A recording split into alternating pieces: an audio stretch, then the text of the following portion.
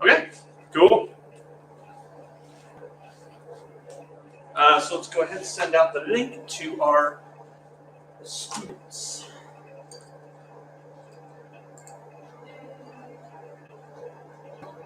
Thank you. Yes. Camera looks pretty straight. Yeah. Straighter than me.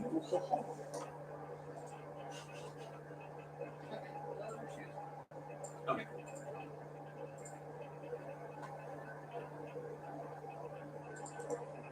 Is this?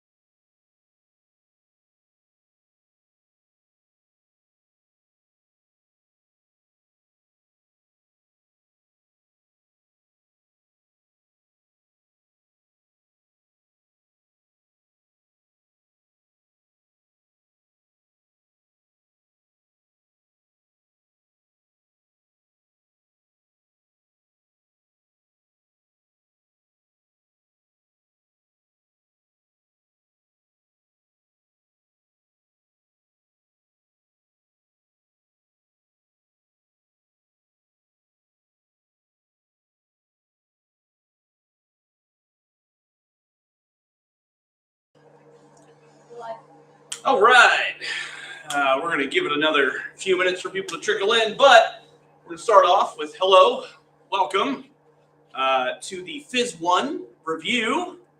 And today we will be reviewing for your midterm for Labs 1 to 5. 1 to 5. All right. So we are going to start out. With Lab 1, and Lab 1 is by far one of the easiest. But Lab 1, let me write this up here.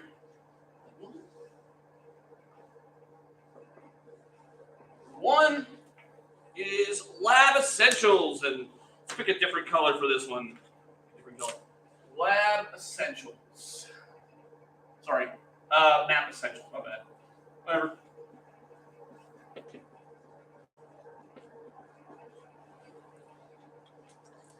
Map Essentials. All right. So, also feel free if you are have questions. That is what this is for.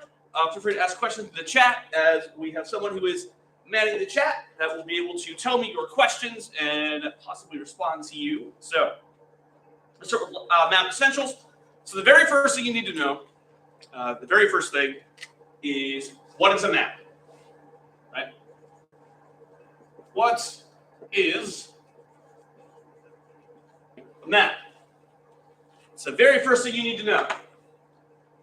And a map, more or less, is a representation of Earth space to map space, right? So you're basically showing an area on Earth, or maybe not even on Earth, maybe somewhere else, on a map, or an object, or something much smaller than the actual size. That's what a map is, right? So let's write that down so we all know that.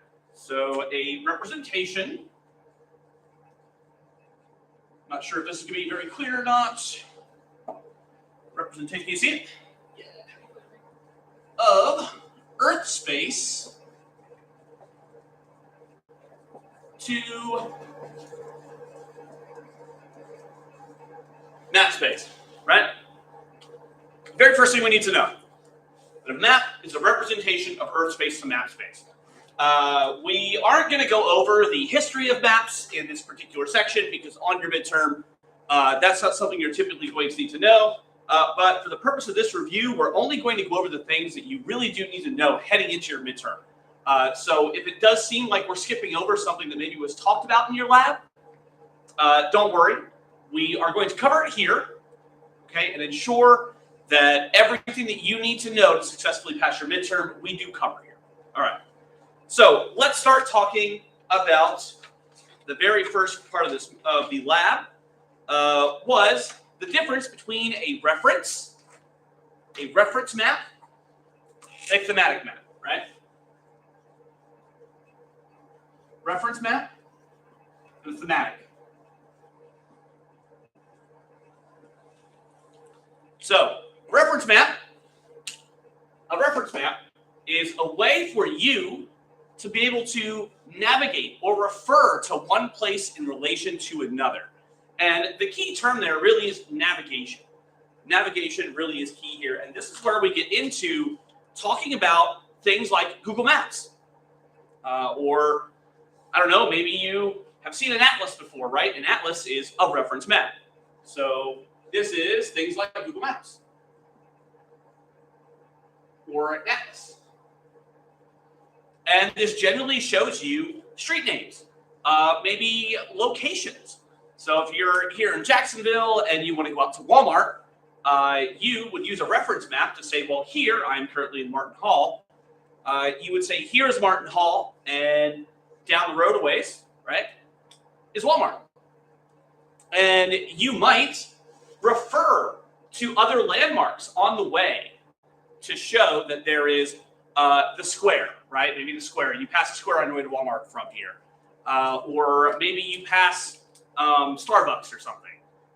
It is just a way for you to refer to one place from another, generally showing street names and maybe locations of note. So a thematic map, on the other hand, a thematic map is when you want to show maybe different types of information. This one will not be about navigating to places. This one will be about displaying information about the place. So displayed information. Displayed information. Those of you who are in my classes, we often talk about political maps, right? We often talk about maps from presidential elections. Those are thematic maps. Which way did this particular state vote, right? Or perhaps you're trying to show something different. Maybe you want to show a map of Alabama by county, and you want to show a difference between Auburn fans and Alabama fans. Well, I'm not trying to start a fight with any of you, but it would be a way for you to show where each of these different demographics may exist in the space in Alabama. Okay? So that is what a thematic map is. It displays information, but it does not display information related to navigation, right? So let's actually put navigation for reference, because reference maps help you navigate, right? Tell you where something is in relation to something else, where a thematic map will display information about a place, okay? And here we get into like political maps and so on. So let me,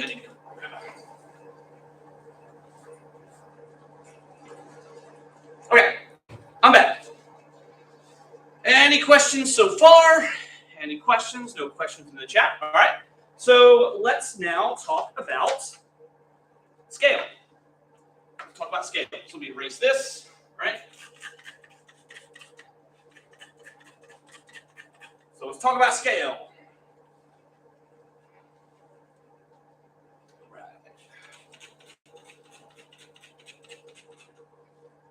Talk about scale. So we talk about scale. There are many ways to describe scale, right? So when you describe scale, you can do so in a ratio, right? A ratio. So that is what we call a representative fraction.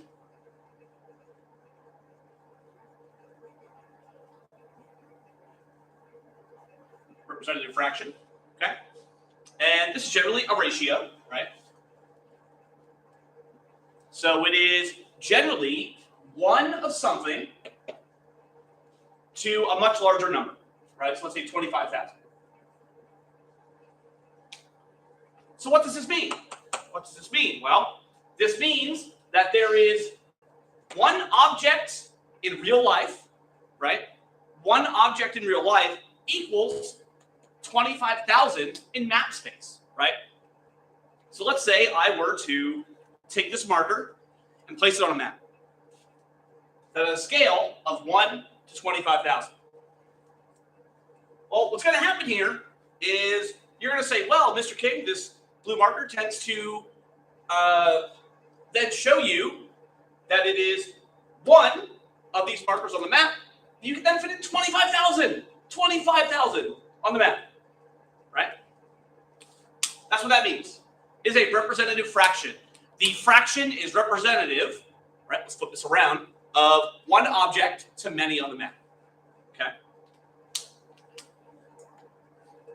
Additionally, we can use a bar scale. Now, let's use a different color than this one. This one's not showing up too. A bar scale.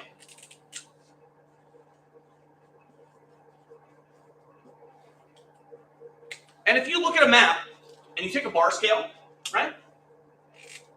What it's doing is it's giving you a measurable distance.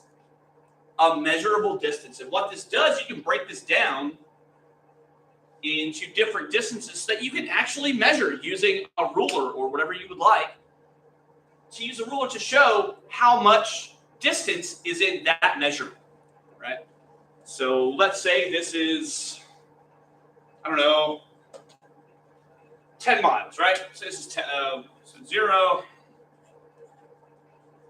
10 miles, okay?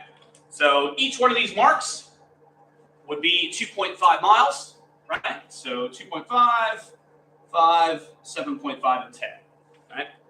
So what you could do is you could measure between just right here and be like, all right, on the map, that's 2.5 miles. Or if you need a larger measurement, you go to the 5.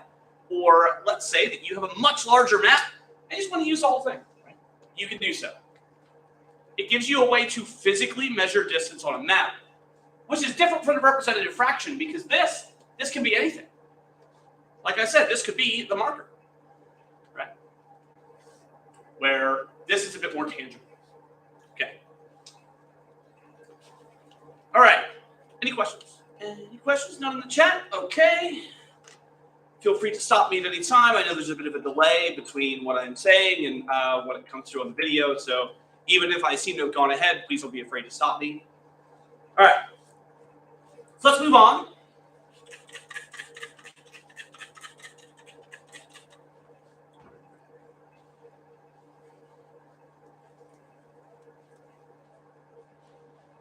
Let's move on to actual essentials for a map.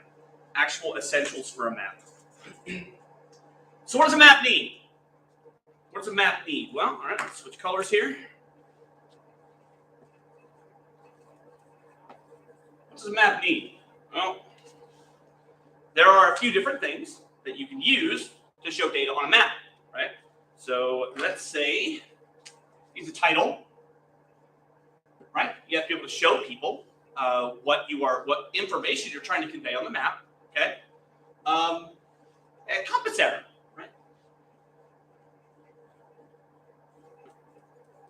This is also got a north arrow. So most compass arrows generally point to north, okay? Additionally, you have the legend or the key, right? And this shows information, right? So if you are looking at a map of Alabama, okay, and let's say you want to use little dots for towns, right? Dots for towns, okay? Or let's say you wanted to do the capital city, right? So generally, that is symbolized by a star inside of a circle, so it's a capital. Maybe you wanted to do a river. A river. So you'd have like maybe a little blue line somewhere, right? You'd have a river. One more. Maybe you'd have this symbol right here. This symbol right here for a railroad. Okay. But all of these things are included in a legend, right? This is where you show the information that is displayed on the map.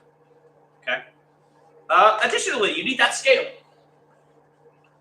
What scale is your map, right? What scale is your map?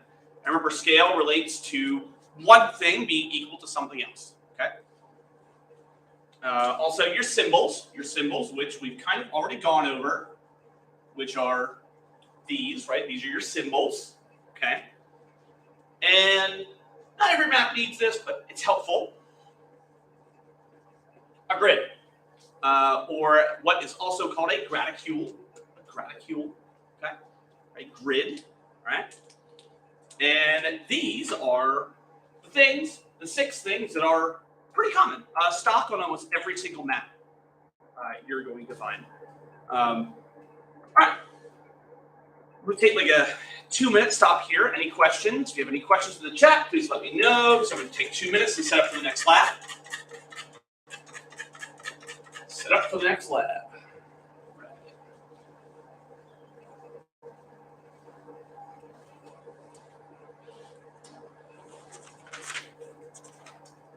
Time.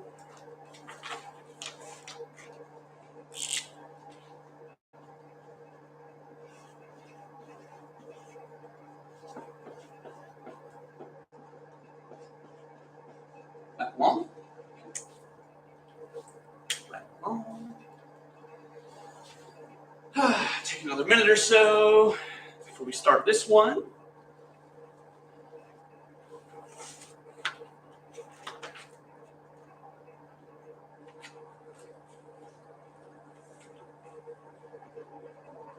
All right, let's get this one going. Okay, so let's talk about Lab 2, Latitude and Longitude. Latitude and Longitude. We're actually going to start talking about where things are on Earth, right? The I'm sure you've seen multiple times throughout the semester, we constantly come back to the globe, right? Constantly come back to the globe. And one of the most simple ways to find a location on the globe is with latitude and longitude. So let's talk about latitude and longitude. So latitude, right, runs laterally on Earth, right? So it runs parallel. These are often called parallels, okay? They run parallel, but they measure north to south. They measure north to south. I know this can seem confusing at first, but so latitude, right? Latitude runs sideways, right? The lines are sideways, okay? But they measure north to south, okay? And these start at 0, right? Start at 0. And 0 degrees is the equator. Right? So 0 degrees is the equator, and the equator is a line that runs around the Earth, right? Is the longest line of latitude because it is a line that measures the widest point of Earth, right? So it is latitude. So it starts at 0. Another important point that you need to know here. Actually, I don't want to get ahead of myself. Yeah. All right, we're going to get back to that next slide. All right. So latitude, okay, runs laterally, okay, but measures north to south. And it's never higher than 90. Never higher than 90 degrees.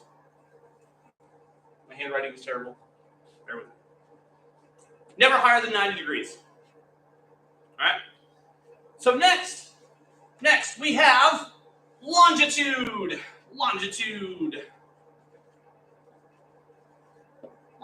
All right. So lines of longitude run up and down, right? So they run up and down, okay?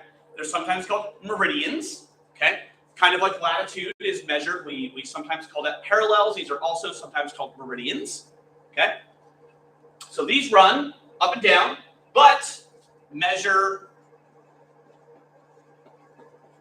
you may have guessed by now, east to west. Measure east to west. Okay? And 0 degrees is in Greenwich, England. Okay, Greenwich, England. And these go up to 180 degrees. So never higher than 180.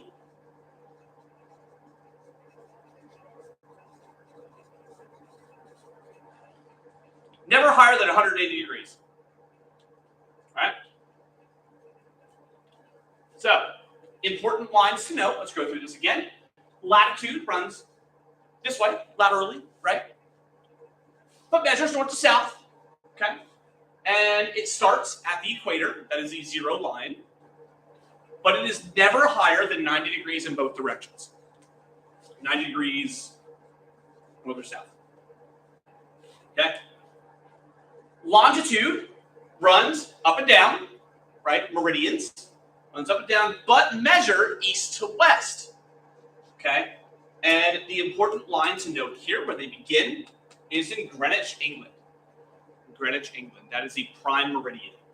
The prime meridian. And the lines of longitude are never higher than 180 degrees. So, the lines of longitude also have another important line that they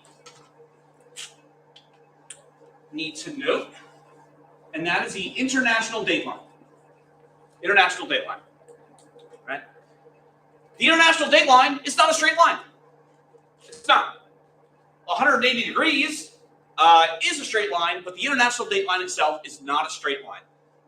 It is a strange jagged line that goes around the 180-degree line in multiple directions because of political boundaries. But the international date line is something that we have to know because when we start traveling between hemispheres, right? And hemispheres are what separate different sections of our planet, right? We start traveling between hemispheres and across the international date line. We don't only start changing time, we start changing days, right? So, something very important. You will see this question on your midterm. It will say something to the effect of if you are traveling from California to Japan, what are you doing with your days, right? When you cross the international date line, going from east to west, you add a day. So, let's break this down. If you leave from Los Angeles, right? Let's say you're like, okay, I'm going to go visit Japan. You're leaving from LAX. You're like, all right, well, I need to make sure I track time the proper way. Well, not only will you shift with the time zone, right? But as you cross the international date line, you will essentially time travel a day forward. Yeah, you're essentially going to time travel a day forward. So if you leave on a Wednesday, you will arrive on a Thursday. Okay, that is how that arrives. That is how that goes. That is how you will change the date as you cross the international date line. And again, remember, the international date line is not a straight line. The international date line is a line that is broken up by political boundaries, but generally runs along the 180-degree line of longitude. So, all right. So let's do the fun stuff. Let's take a minute, because now we're going to figure out how to work with degrees, minutes, and seconds.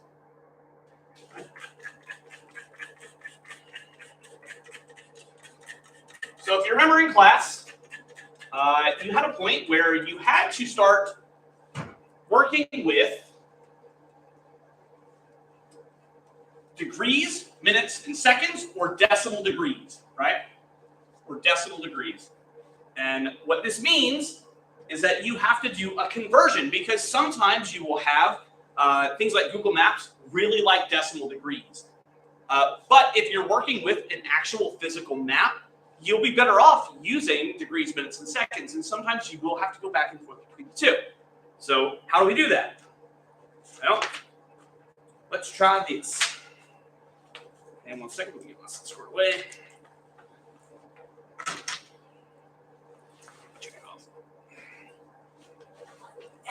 Get a little warmer here. Also because I'm moving around. All right.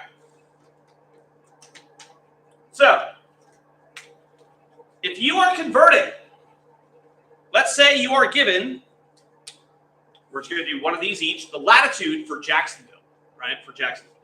So, Jacksonville's latitude.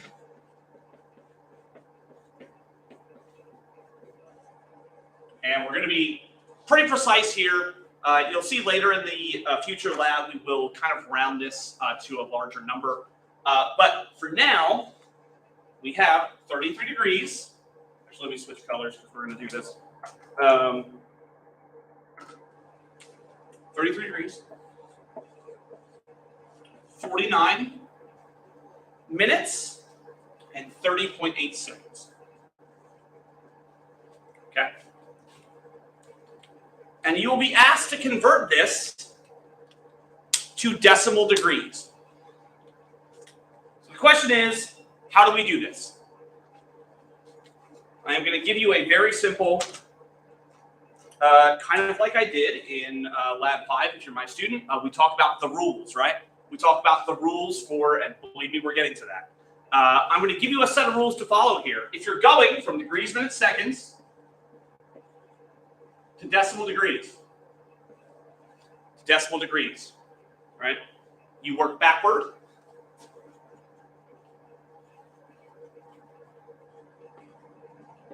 And divide. You work backward and divide, right?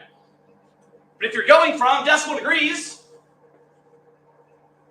to degrees, minutes, seconds, you work forward and multiply. You work forward and multiply. Okay?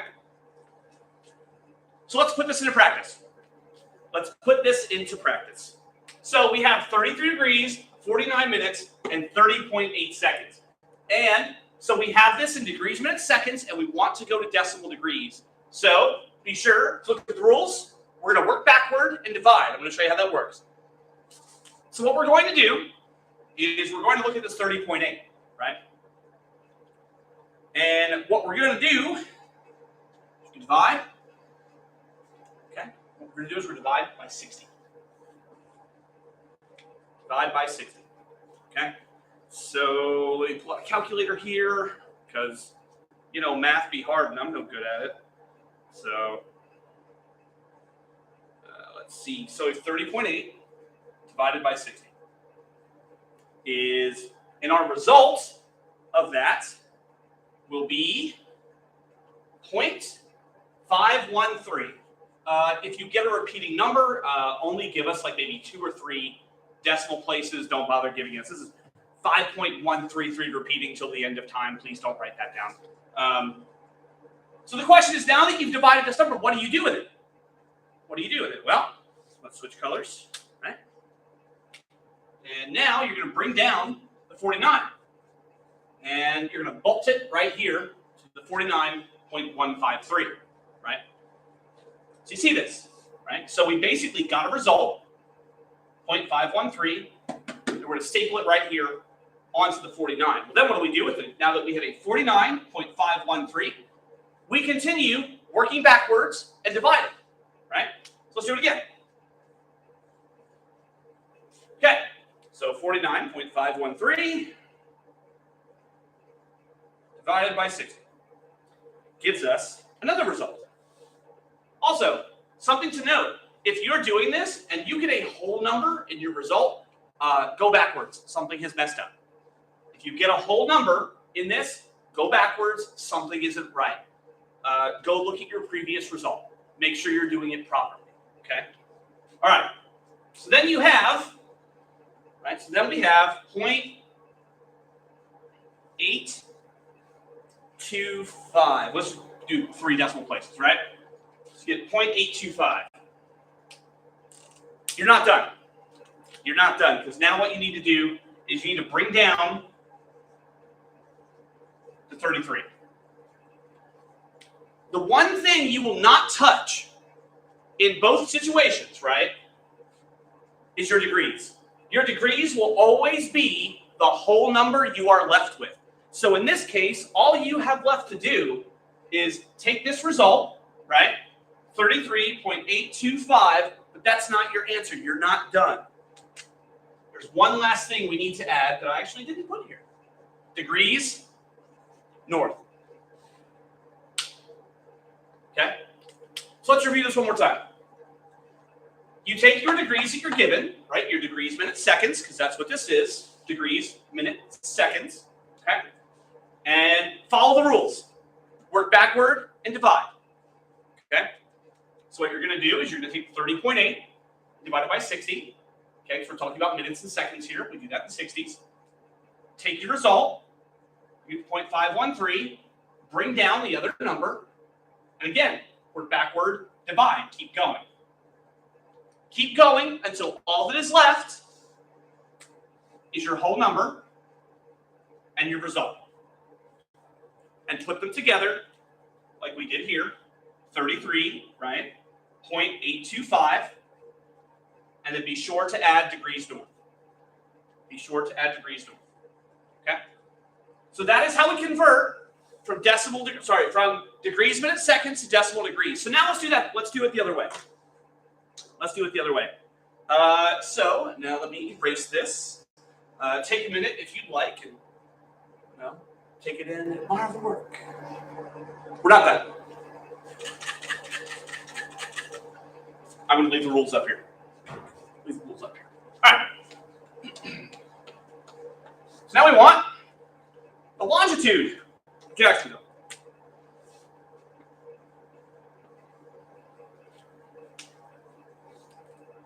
I actually don't think that one's right, which is fine, or the longitude listed here. So I'm just going to give you, just for the sake of semantics here, I'm just giving you a longitude. And we're going decimal degrees. Wow, that doesn't rate for anything. Oh well. Decimal degrees to degrees, minutes, seconds. Decimal degrees to degrees, minutes, seconds. So I'm going to give you a longitude, and then I'm going to show you how we're going to take that from decimal degrees to degrees, minutes, seconds. So let's do 71.017224 degrees west. And we want to go from decimal degrees to degrees, minutes, seconds. So again, follow the rules. Follow the rules. It's right here. Work forward and multiply. Remember what I said before. Your degree number, you will never mess with. You will never mess with. So here's what we're going to do. We're going to build this. So your answer would be 71 something. 71 degrees something. You don't mess with this number regardless of what you're doing. Okay? We are only interested in what is behind the decimal point. Let's work this out. So what we're going to do is, remember, we work forward and multiply. What are we multiplying by? We want minutes and seconds. What do we measure minutes and seconds in? Increments of 60. So multiply this by 60. So you're going to take 0.017224 times 60. Okay? And you're going to get a result. And your result will be 1.03344. So you notice something we didn't have. Something has occurred here that we didn't have with the degrees, minutes, seconds when we work backward. Our result gave us a whole number. Our result gave us a whole number. This is on purpose because this is now a part of our answer. We have found the minutes. So what you're going to do is do the same thing we did here. You're going to basically cut out the whole number and add it to your answer. So there's minutes. So what this is going to look like is 71 degrees, 1 minute, and now we're about to find the seconds. Okay?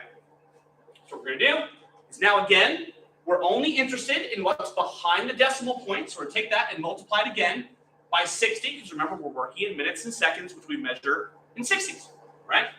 So multiply the 0.03344 times 60, and we get 2.0064. Well, you can give us the 2.0064, or you can just give us the 2. It really doesn't matter. So you're going to put 2.0064.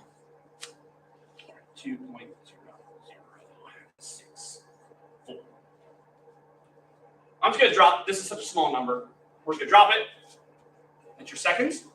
Okay? So you have 71 degrees, 1 minute, and 2 seconds. You're not done.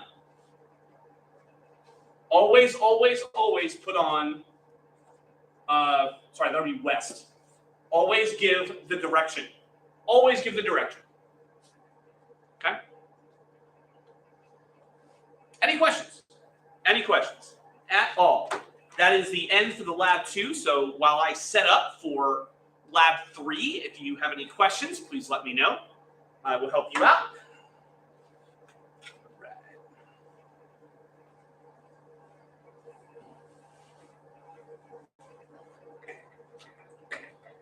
No questions so far. I'm just going to erase that.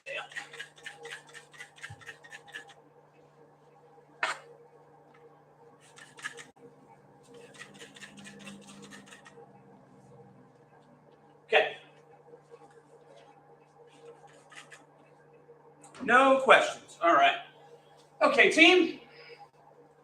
Let's do lab 3. Lab 3. All right. Let's switch colors here. Let's do what the atmosphere. So let's do blue. Let's do blue. All right. So lab 3. The atmosphere. The atmosphere. atmosphere. All right. My handwriting's trash. Sorry. Okay. Let's talk about the atmosphere. So the atmosphere is made up of multiple layers, right? Multiple layers, and it is also made up of variable gases, right? So our atmosphere is going to be, what is it, 71%, 70%-ish nitrogen, right? 71% nitrogen, or about 70-ish percent nitrogen, 21% oxygen, right? And then like a percent of argon. And if you're following along, you're like, wait, that's not 100 because the rest is just variable gases. So,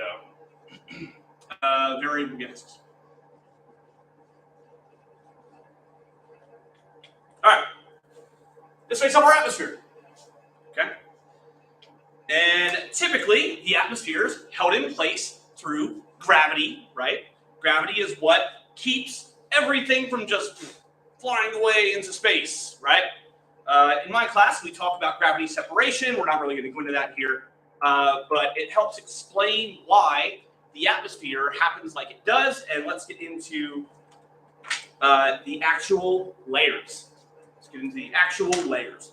So, the lowest layer, right? Draw a big graph here. All right.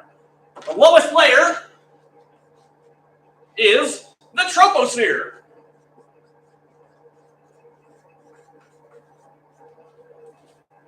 Troposphere is where weather happens, right? It's where weather happens, and I'm actually going to draw a line as we go up this chart. And what I'm going to do is this is going to be temperature. So this is going to be low, and this is going to be high. And as we get higher into the troposphere, temperature decreases, right? So it goes down. So here's higher, lower, right, on our temperature. And this is this one right here is our altitude. Let me properly label our axes. So the troposphere is where weather happens. Okay, weather happens here. Also, it is the thickest layer. We essentially swim through the troposphere, right? It doesn't seem like it. We seem like we're moving around just fine, right? Without having to worry about too much resistance, but it's true. We actually are beholden by certain limits from how much resistance is in our atmosphere, right? I'm not saying I've done this before, but like if you're like driving down the road, you stick your head up the side of the car, right? You like feel that wind hitting your face really hard. That's that air resistance. Don't do that. Especially if you're not driving, just don't do that. Anyway, moving along. Next layer is the stratosphere. Stratosphere. The stratosphere is where airplanes fly, right? Actually, we do like little like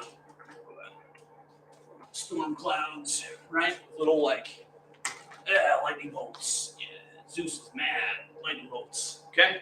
And this sphere of airplanes. Let me do my best like airplane impression. Are you guys ready for this? Hold on. Airplane, kind of wing. Yeah, look at that. I'm the best at this. Okay. So, troposphere, weather, decreasing temperature with altitude. Stratosphere, airplanes. But something strange happens to the temperature. It goes up. Right? So, whoop. Why does that happen? There's another layer here. Inside this sphere is another layer. Kind of hangs out. And that is the ozone layer. And the ozone layer is what protects us from getting cooked inside of our skins. This is a layer that absorbs UVB and UVC radiation and keeps the harmful rays of the sun from basically cooking all living things on the planet. sometimes like to talk about movies in my lectures. So if you see RoboCop, the ozone layer is supposedly gone there, and you see that they have a ad for sunblock, and like the person is just covered in like massive blue sunblock from head to toe. It's a pretty good satire. Anyway, moving along. All right, so the next layer is the mesosphere. So mesosphere. So in my class, we often talk about how you can understand what something is by breaking down the word. Meso means middle. Right? So this is the middle sphere. And so this one, again, like the troposphere, as altitude increases, temperature decreases. Okay? And what happens here? Well, if you've seen a shooting star, right? So, and this is where, if there is a meteor that is streaking through the atmosphere, it will hit the mesosphere, and because of the thick mixture of gases in the mesosphere, it will generally break up most meteors before they hit the ground. So, all right. So that's the mesosphere. Then we have the thermosphere.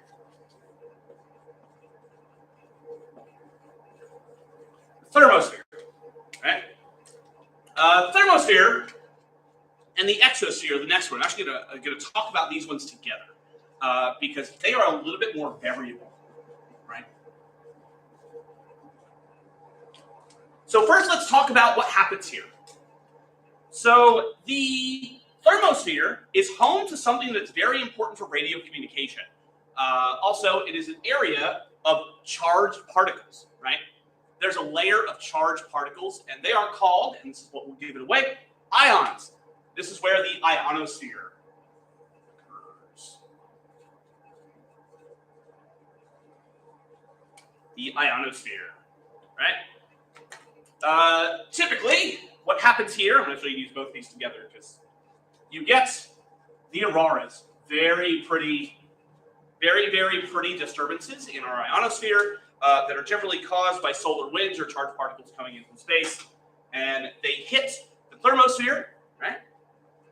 And they create very dynamic looking patterns in the sky. But let's talk about the temperature. The last thing we don't know here, but we do, because we can break this down. Thermo, hot, right? Temperature shoots up, right? Generally gets to some of the hottest in our atmosphere because of the concentration of charged particles here, okay? I believe it goes up to like 50 degrees C or 1500 degrees centigrade. Yeah, it's really hot. It's super hot.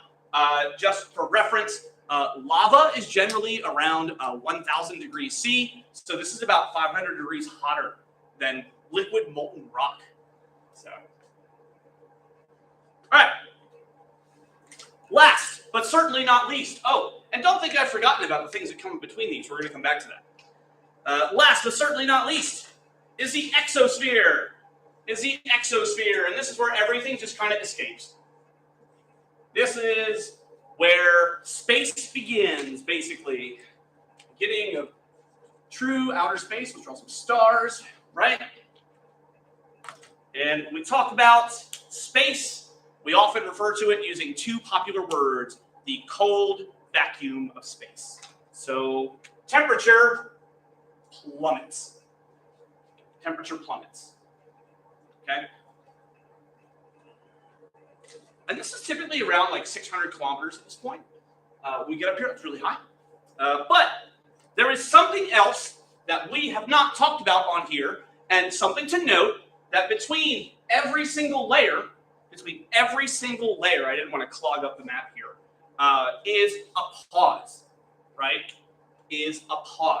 So between the troposphere and the stratosphere is the tropopause, and it will always be, the name of the pause will always be the layer that's below it. Troposphere, tropopause. Stratosphere, stratopause. Mesosphere, mesopause. Thermosphere, thermopause. Okay? It will always be the name of the layer that is below it. Right? There is no exopause because exosphere, and if you are at all familiar with like bugs, right? exoskeleton, outer, so there's nothing left outside of it. Okay?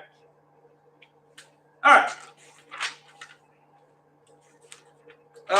Also, the ozone layer. Let's talk just a little bit about the ozone layer. So the ozone layer, ozone is O3, right?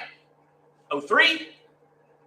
If you have taken chemistry at all, you will know that things that exist with an odd number of molecules are typically unstable. So O3 is ozone. It is 3 molecules of oxygen, and they are constantly trying to gain stability, right? Which means they're constantly sharing molecules back and forth. Therefore, it is a highly energetic, very hot area. But ozone is not just restricted to the layer. We can have ozone here in our atmosphere in the troposphere. Okay? And ozone has some adverse effects on a lot of people. A lot of times, ozone can cause respiratory problems, especially in children or at-risk populations. And especially hot days. Hot, humid days are typically known for having high concentrations of ozone, right? Okay. Wow, we just like sped run that entire lecture. Any questions? Any questions? So, the atmosphere, this is a makeup of the atmosphere, right? Also, if there's any aliens watching, it's weird that we breathe O2. I know it slowly kills us, but we breathe a corrosive gas. And this is the atmosphere. This is like the crudest I think I'd ever drawn. But remember, each sphere, each layer, and what happens. So, troposphere, weather; stratosphere, airplanes in the ozone layer; the mesosphere is where meteors tend to break up because of the mixture of thick gases; the thermosphere is where the auroras happen, and also the ionosphere; and the exosphere is where everything just goes out of frame. All right. So we're going to stop here and go to the next lab. So let's take a minute. If you have any questions, I know we're running a bit. I'm running a little bit behind on time, but that's okay. The next 2 labs I really like. So we're going to get into them. So if you have any questions about this lab, if you have any questions about a lab that you've missed that I've gone over so far, feel free to ask.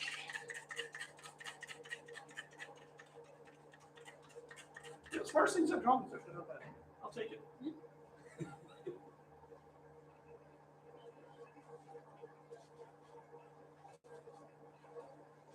Right, no questions. These must be some very confident students that are going to kick major ass on the midterm. I hope. Please do that. All right. So we're on lab 4. All right. If you have any questions, again, even about a lab that I'm not currently talking about, please feel free to ask. But we are going to do lab 4 and 5. All right, so lab 4. Lab 4. I like this one. Lab 4, Earth-Sun relations.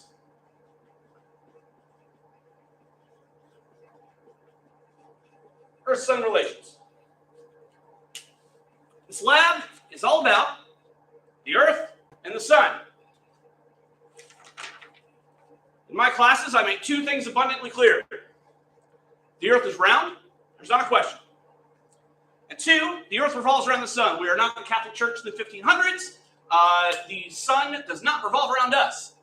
We revolve around the Sun. And we have an orbit. So let me try and do like a really good oval here. All right. We have an orbit. So here is, let's actually make this as accurate as possible.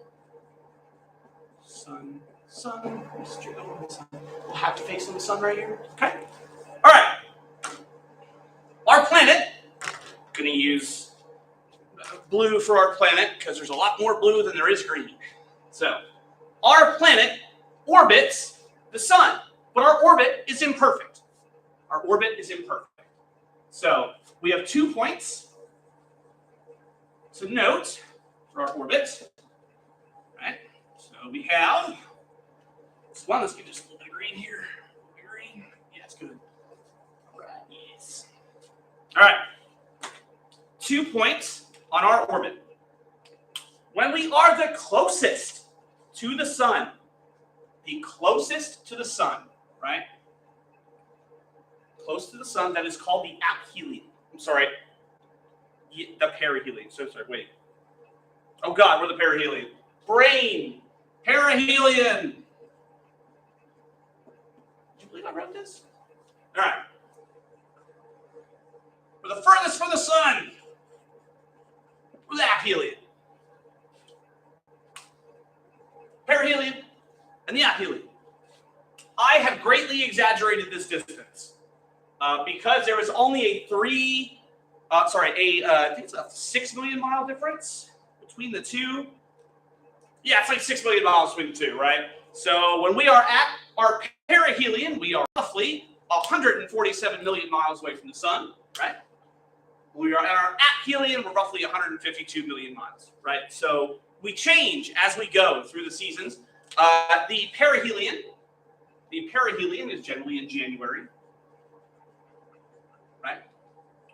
January. The aphelion is typically in July. Seems a little strange that when we are closest to the sun, right, is our coldest season. When we are furthest from the sun, it is our warmest. We'll also go over why that is. Okay. We'll go over that now. So, as we move around the sun, right? As we move around the sun, we tilt, right? We tilt. Back and forth. We just keep going. Tilt in one direction, and then we tilt the other, right? So, our Earth's maximum axial tilt, right? Earth axial tilt. Remember this. I'm gonna write this really big. I'm gonna write this really big because you're gonna need it for this lab and you're gonna need it for the next one. 23.5 degrees is Earth's axial tilt. Again, pardon my handwriting. It's trash. I know it. Here we are. But Earth's axial tilt, 23.5 degrees. Okay? So as we rotate our way around the sun, we tilt back and forth as we go, as we move our way around the sun. Okay? We can measure certain parts of this tilt. So when we are at our maximum axial tilt of 23.5, when we have that one single day out of the year that we're at 23.5, those are called solstices. Those are called solstices. And a solstice is when we are at our maximum axial tilt of 23.5. Okay? But then we have days where we are at 0. Right? And these are called an equinox. An equinox. And an equinox means, and note the first the first 4 letters here, equa, right? Equal. The Earth's surface is receiving equal amounts of sunlight because there is no tilt, right? I'm going to erase this. So it's mine, perihelion, aphelion, right? So we have an oval orbit, okay?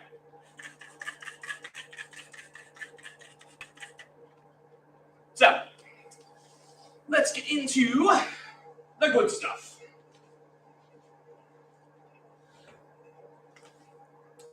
So what we're going to do is we are going to look at the Earth at 2 different points throughout the year. 2 different points. So we're going to have one circle.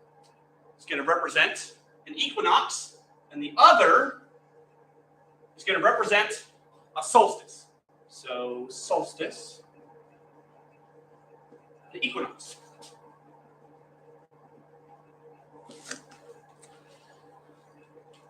So during a solstice, remember, we are at our maximum axial tilt of 23.5 degrees. 23.5. So I'm going to put an axis on this circle, right, that I think best demonstrates 23.5 degrees. So here and here. So note that it would be 23.5 degrees, right, an angle, okay? But equinox, we are not tilted at all. So 0 degree tilt and 23.5 degree tilt. Okay? If you have any questions, please ask as we go through this. That's what I'm here for. So, during a solstice, we can measure certain extents of the sun's light by certain lines of latitude. So remember, from Lab 2, we have one of the most important lines of latitude, which is the equator. So let's put this on both. So the equator, right? And then we have equator. Okay? The equator, okay, on both. So there are 4 other lines we need to know. 4 other lines that are really important. And we're going to go with the first 2, and I'm going to put these in a orange line here.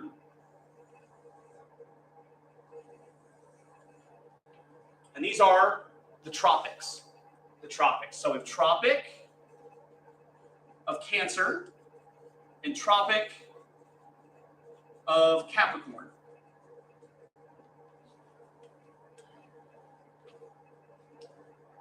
You might ask, where do these get their names? Well, at our maximum axial tilt of 23.5 degrees, when one is pointed in one direction, they will actually point, that line of latitude will point towards the constellation of Cancer or Capricorn. Okay? And we'll talk about why these are important after we label our last lines. So let me do this on both. So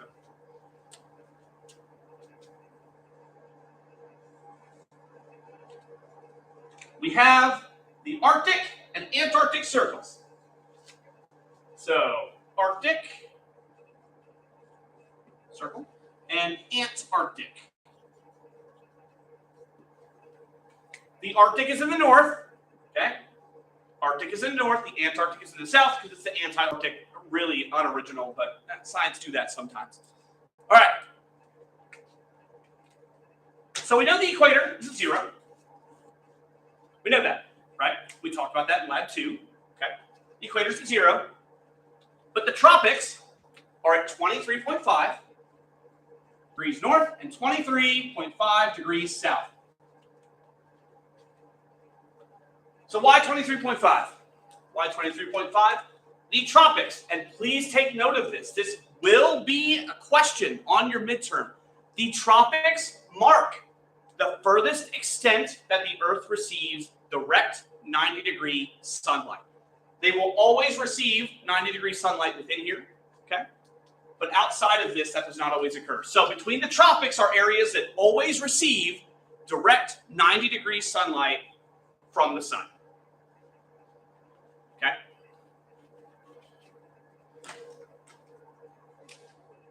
The circles, on the other hand, exist at 66.5 degrees north and 66.5 degrees south. Note that 66.5 is just 23.5 taken away from 90, because remember, you can't have a higher latitude than 90 degrees. Okay? So I'm not going to label these ones because it'll just clutter up the board, but you see what's happening here. Okay? So where our Earth is tilted, and if you have an eagle eye, you'll actually be able to know what time of year this is. Okay? When the Earth is tilted, the sun projects what is called a circle of illumination, right? A circle of illumination. And what this does is a circle of illumination just states what parts of the Earth are receiving sunlight and which are not. So let me show you what it looks like during this solstice, when we get the sun's direct rays. So this area would be illuminated, but this would not. Now, granted, this always changes because the Earth is always turning, but this is basically a snapshot in time of the single moment that Earth is at that 23.5 maximum tilt. Okay? You might notice something. the entire Antarctic Circle down here is completely illuminated and stays that way for an entire day, right? But the entire Arctic Circle is not, right? Completely dark.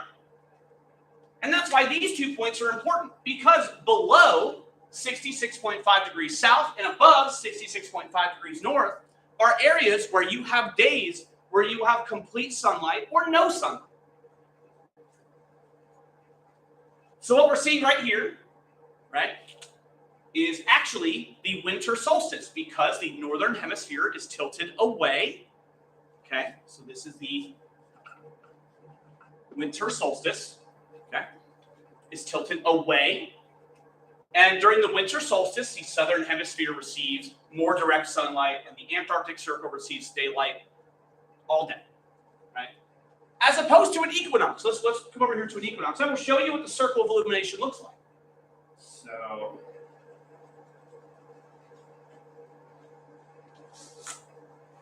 you see that every area receives equal amounts of sunlight, right? That's what you're seeing here during an equinox. 0 degree tilt.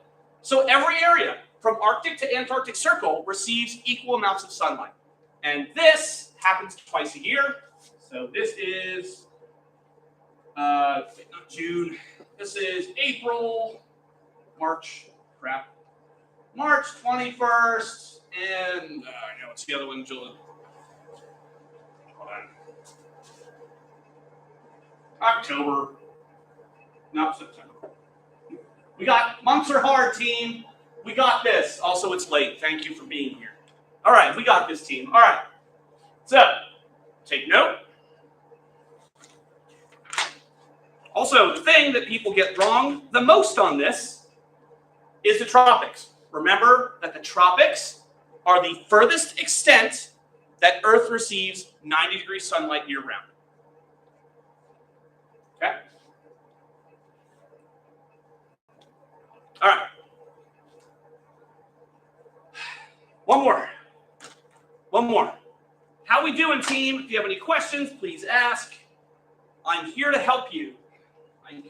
Take one last look at my beautiful artwork. I have regaled you with tons of good artwork tonight. All right.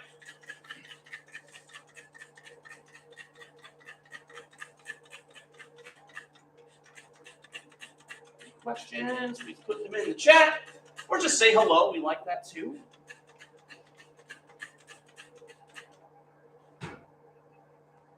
Okay, all right. Keep your secrets.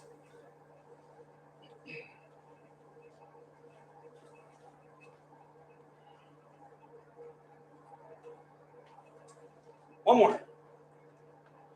more, team, one more. All right. Just gonna dry this off.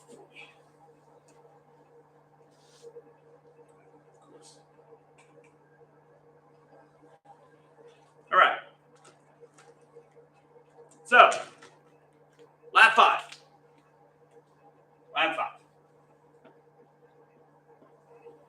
Solar angle.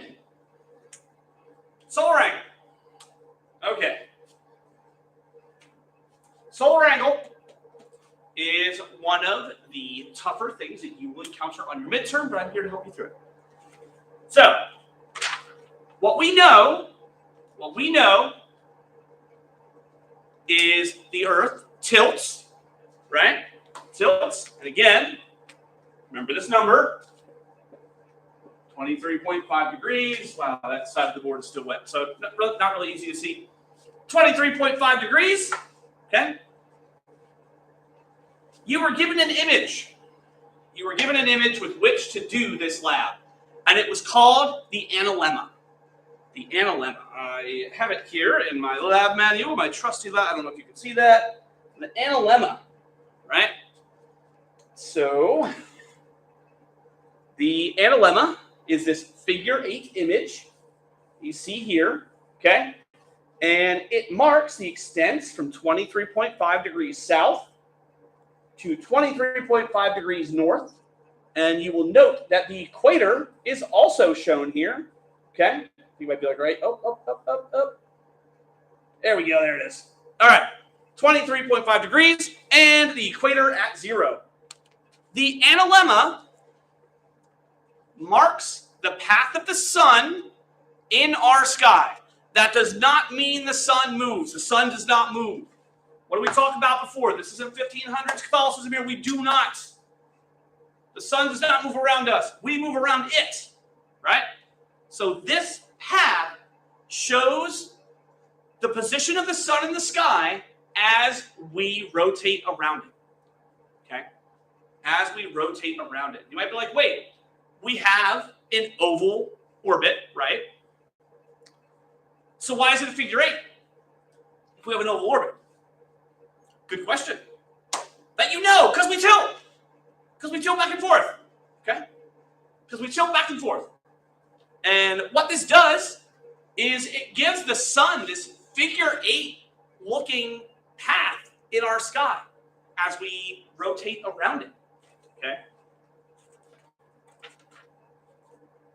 Well, I'm going to assume moving forward that you know how to use the analemma. Just for the sake of time here, that you can find the time of the year that the problem will give you and be able to find the declination. Because that's what the analemma tells you, is a declination, right? Which is essentially like the tilt, okay?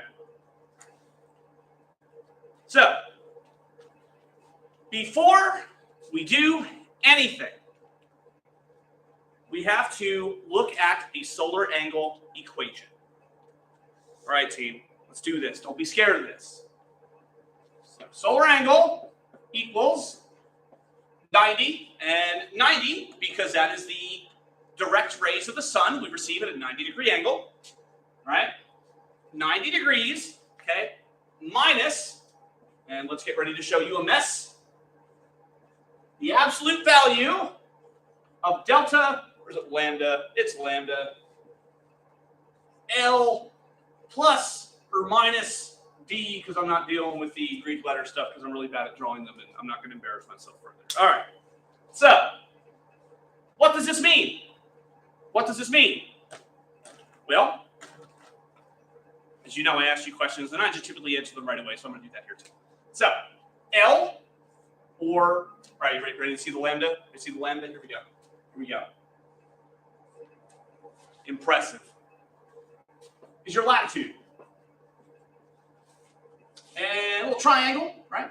D. Declination. So let's break this down. This means solar angle equals 90 degrees minus the absolute value of the latitude plus or minus the declination. Okay? I assure you that when you are taking the midterm, if you mess up on this, you will mess up here. But I'm here to help you because we're going to talk about the rules. We're going to talk about the rules. The rules. All right. So the rules. Oh, we're written over here. You see that? You see that? Those are the rules. Ready? Ready? So if, let me switch colors. If L and D are in the same hemisphere, okay, in the same hemisphere, all right, you are going to subtract.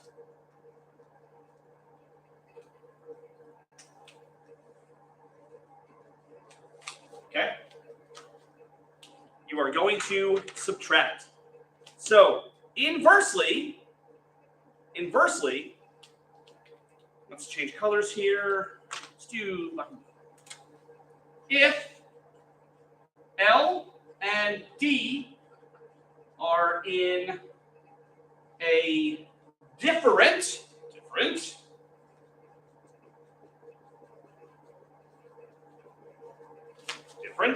hemisphere,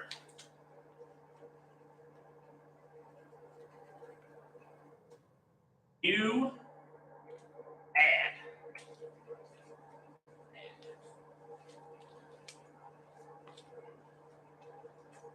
These are super important. These are the rules.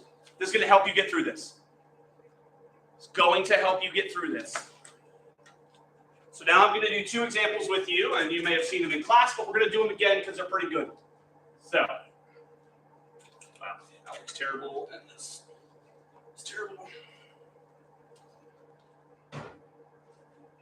Okay.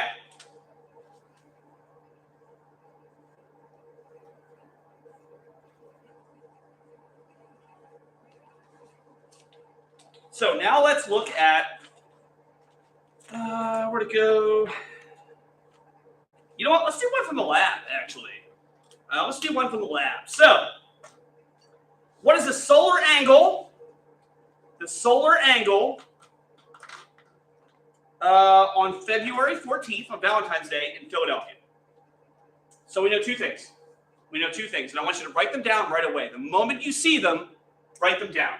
So you know that your latitude, I actually don't think I tell you what it is, but it's 39 degrees. Right? Latitude, that's Philadelphia. Okay. And your declination, you're going to go have to look for on the NLEMA, right? So on the NLEMA, you go back and you look for February 14th. So you see that it's roughly, let's say 13 degrees. You're allowed a little bit of a guesstimation here. So 13 degrees-ish. Yeah, let's go with that. But it's in the south. 13 degrees south. We know something very important. They are in different hemispheres. You will see latitude and declination. Always lay these out first. Always lay these out first. I promise you can't go wrong. Right? As long as you follow the rules. So that means we're going to add. And from here, this is just simple math. Okay, ready? Let's do this. 90 minus the absolute value of L latitude, see this 39. And remember, we add, right? We add, so plus 13, right? Okay, so continue. So 90 minus 39 plus 13 is 52. 52. So solar angle equals 90 minus 52. That's 38. That's 38. We're running with it. It's 38. But you're not done. Degrees. And that's it.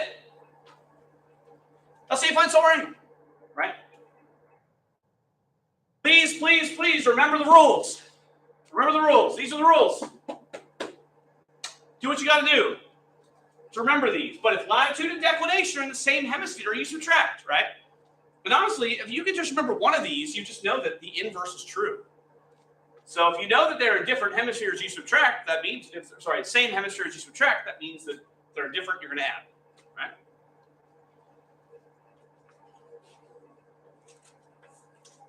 If you're asked to find the insolation, the intensity, just be sure to break this down. And on one axis, use the tens place, and on the other, use the ones place. So, whew, marathon. All right, any questions? Any questions? We've gone over every single lab so far. Are there any questions about the labs that we've talked about from 1 to 5? Any questions about the midterm? I'm going to leave this open for like another 2 minutes so you can ask any questions. Ask any questions you wish. Any questions? There are no pictures for this one. What a shame. Robbed you of my fantastic artwork. If there are no questions, then thank you for showing up. If you're watching this after it was recorded live, if you have any questions, please email your instructor. But if not, good luck. Oh, there we go. Okay, Shelby, what I want you to do is once this is done, just go back and you can rewind and go watch Lab 1 because that was a lot. So, yes, if you have any specific questions, I can answer them. I'm more than happy to answer them. But I did go through the entirety of Lab 1 already, so you can just go back and watch this again. If you have any specific questions, you can feel free to ask me now, though.